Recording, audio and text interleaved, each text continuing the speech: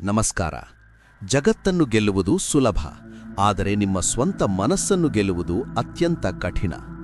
ಆಚಾರ್ಯ ಚಾಣಕ್ಯರು ಹೇಳುತ್ತಾರೆ, ಮನಸ್ಸೇ ಮನುಷ್ಯನ ಬಂಧನ ಮತ್ತು ಮುಕ್ತಿಗೆ ಕಾರಣ. ನಿಮ್ಮ ಮನಸ್ಸು ನೀವು ಹೇಳಿದಂತೆ ಕೇಳುತ್ತಿದೆಯೇ, ಅಥವಾ ನಿಮ್ಮ ಮನಸ್ಸು ಹೇಳಿದಂತೆ ನೀವು ಕೇಳುತ್ತಿದ್ದೀರಾ? ಮನಸ್ಸು ನಿಮ್ಮ ಗುಲಾಮನಾದರೆ ನೀವು ರಾಜರಾಗುತ್ತೀರಿ, ನೀವು ಅದರ ಗುಲಾಮನಾದರೆ ನೀವು ಭಿಕ್ಷುಕರಾಗುತ್ತೀರಿ. ಇಂದು ನಾವು ಮನಸ್ಸನ್ನು ಹತೋಟಿಗೆ ತರುವ ಚಾಣಕ್ಯ ನೀತಿಯ 3 ಅದ್ಭುತ ರಹಸ್ಯಗಳನ್ನು ತಿಳಿಯೋಣ.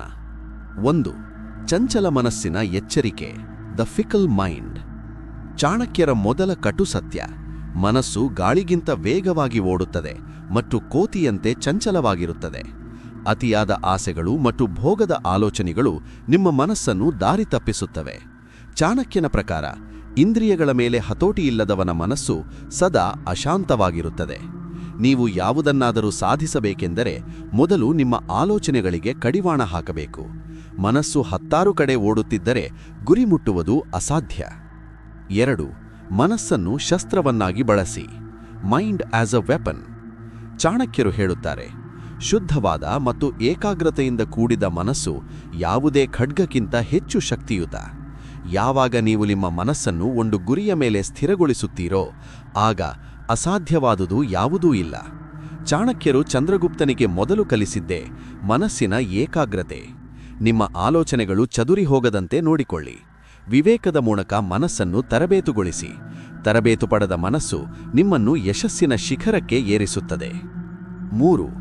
ಮೌನ ಮತ್ತು ಆತ್ಮಾವಲೋಕನ, ಸೈಲೆನ್ಸ್ ಆ್ಯಂಡ್ ಸೆಲ್ಫ್ ರಿಫ್ಲೆಕ್ಷನ್. ಚಾಣಕ್ಯನ ಪ್ರಕಾರ, ಮನಸ್ಸಿನ ಗದ್ದಲವನ್ನು ಅಡಗಿಸಲು ಮೌನಕ್ಕಿಂತ ದೊಡ್ಡ ಔಷಧಿಯಿಲ್ಲ.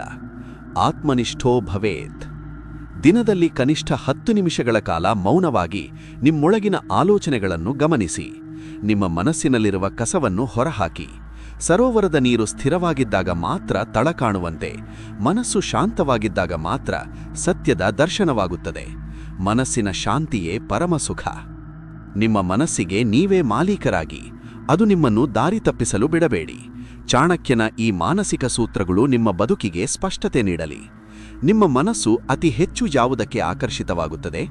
ಕೋಪಕ್ಕೋ ಅಥವಾ ಆಸೆಗೋ? ಕಾಮೆಂಟ್ನಲ್ಲಿ ತಿಳಿಸಿ.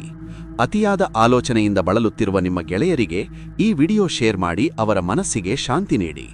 ಸಬ್ಸ್ಕ್ರೈಬ್ ಆಗಲು ಮರೆಯಬೇಡಿ. ಮನಸ್ಸನ್ನು ಗೆಲ್ಲಿ, ಜಗತ್ತನ್ನು ಗೆಲ್ಲಿ.